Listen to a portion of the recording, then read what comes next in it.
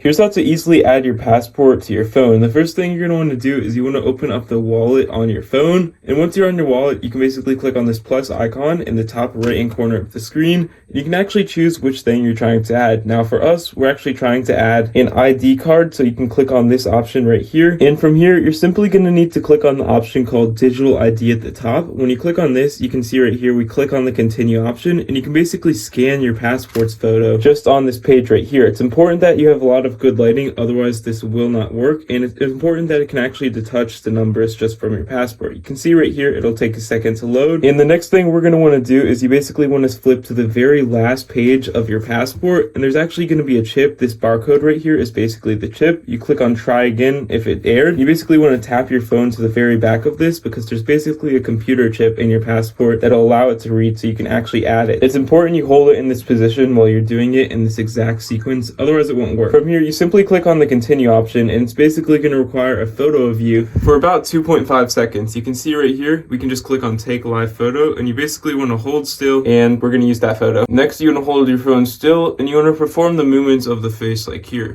And as you can see, it's basically going to review your documents. You can see right here when it's actually verified, it takes less than 5 minutes most of the time. You can basically click on your digital ID right here and it's actually added to your Apple Wallet. If you want to view your information or actually use your passport as a card in your Apple Wallet, you can basically just click on it and view the information like so. If you found this helpful, leave a like and subscribe down below, and peace out.